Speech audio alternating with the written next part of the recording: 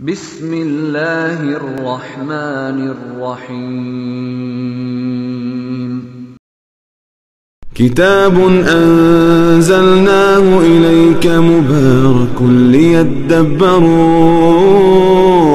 آياته وليتذكر أولو الألباب.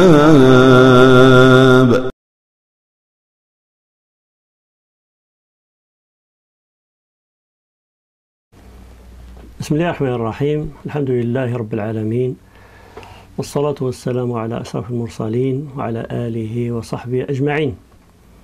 Mes frères et sœurs, bienvenue pour cette assise du Coran. Aujourd'hui, on s'arrête sur un message, quelques versets de Sourate les femmes. Et toujours, comme vous avez maintenant l'habitude, à la fin, on retient un message. Dieu dit dans ces versets 105,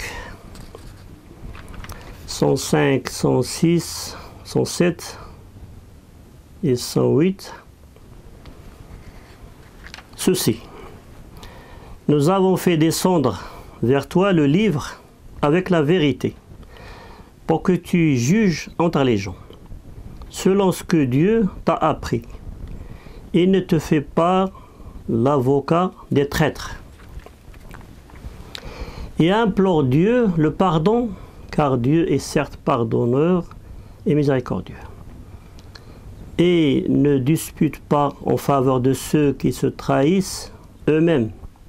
Dieu vraiment n'aime pas ni le traître, ni le pécheur. Ils cherchent à se cacher des gens, mais ils ne cherchent pas à se cacher de Dieu. Or, il est avec eux quand ils tiennent la nuit des paroles qu'ils n'agréent pas. Dieu ne cesse de cerner par sa science ce qu'ils font. Ces versets concernent quoi au fait? En fait, ces versets concernent une histoire. Et de cette histoire, Inch'Allah, on retiendra quelque chose.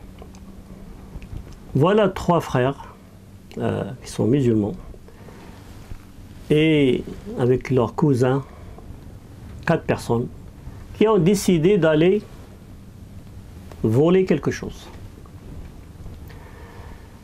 En l'occurrence, voler des outils de combat, une armure. Alors, les 4, ils ont comploté ensemble, et l'un d'eux, il est passé à travers un petit muret, et il vient prendre l'armure de quelqu'un d'autre. Comme il y avait des traces, alors en partant la nuit, ils ont laissé quand même des indices, quelques traces.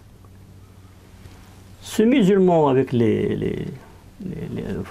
dans cette équipe de 4, il a nié farouchement. Il a dit jamais j'ai volé, rien volé, etc. Et le voisin était un juif, un homme qui était de notre croyance. Bien sûr, quand ils se sont ramenés devant le prophète, ce monsieur, ce musulman, il nie farouchement, et le juif, il dit non, c'est pas moi. Il persiste à nier, plutôt c'est le musulman qui a volé. La tribu de ces musulmans, dont l'un est voleur, sont venus voir le prophète pour intercéder, en disant Ya Rasulallah, ô messager de Dieu, comment tu laisses faire une telle chose? Des gens qui sont en train de jeter un discrédit sur la tribu, ils sont en train d'entacher toute une tribu, et quelle honte, etc., etc. Ça a fait une très mauvaise réputation. Le prophète, tellement ils étaient pertinents dans l'explication, le prophète, il avait un penchant en fait, il allait adhérer à leur façon de voir. S'il restait dans ça, s'il persistait, ça veut dire que les musulmans, ils étaient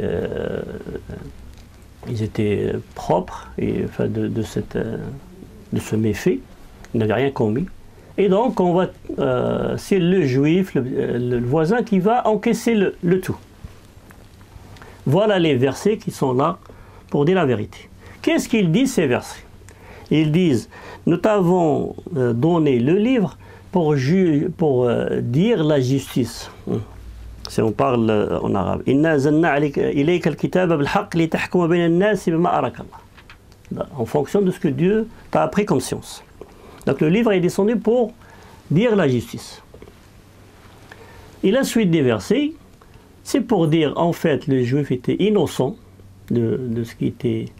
Et n'oubliez pas une chose essentielle, c'est que ce juif, il a jamais voulu adhérer au message du prophète Mohammed sallallahu alayhi wa sallam. Il a toujours été dans le déni total. Il a toujours renié Et voilà que des versets sont révélés pour défendre cet homme-là qui n'était pas de la même croyance que les voleurs. Vous pouvez imaginer la joie de cet homme-là et même, j'allais dire, l'étonnement total. Voilà quand même le signe d'une religion qui est très juste. Nos savants d'autrefois, ils ont retenu deux choses liées à ces versets. Ils disent, en fait, on n'a pas le droit de défendre quelqu'un qui est dans la suspicion ou qui a commis un tort. Ça, c'est la première chose. On ne peut pas faire l'avocat du diable, j'allais dire. Et deuxième chose qui a été dite par nos savants, que les biens d'un homme qui est soit mécréant, soit incroyant, il mérite la même protection que les croyants. Mal ou kafiri mahfoud. Les biens et les richesses d'une personne incroyante ou mécréante sont autant protégés que les biens des croyants. Vous voyez donc dans ce cas-là l'esprit de justice de Coran, malgré que certains disent. C'est vrai que les événements, quand on voit certains événements qui sont très malheureux, même dramatiques et condamnables à tous les niveaux, c'est un mélange, on mélange tout, et donc c'est vraiment le signe d'une ignorance totale.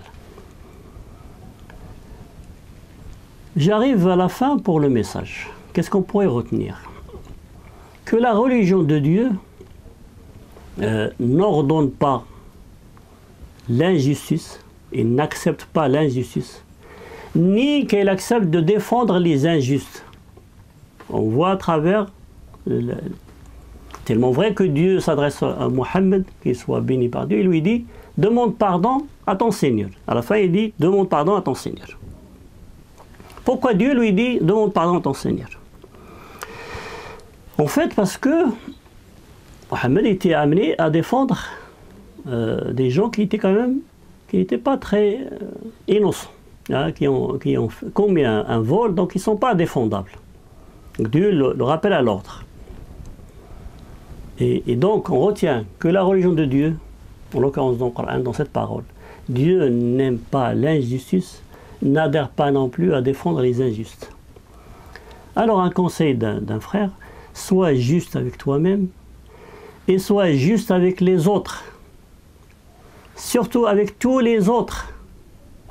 N'importe qui, cette personne qui s'appelle autre, de toute conviction, de toute couleur, de toute race, c'est ainsi la religion de Dieu.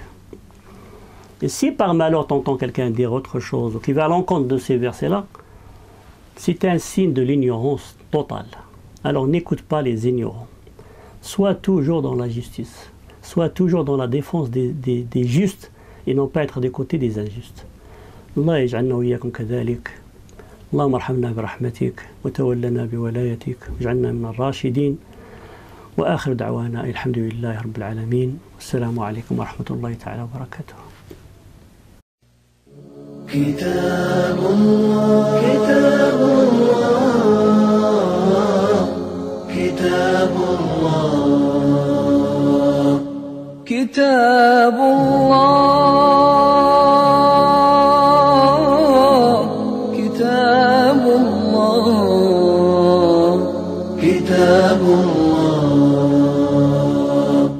كتاب الله للأرواح روح به تحيا النفوس وتستريح كتاب الله للأرواح روح به تحيا النفوس وتستريح وتمتلئ القلوب به طموحا، وللفردوس يحملها الطموح.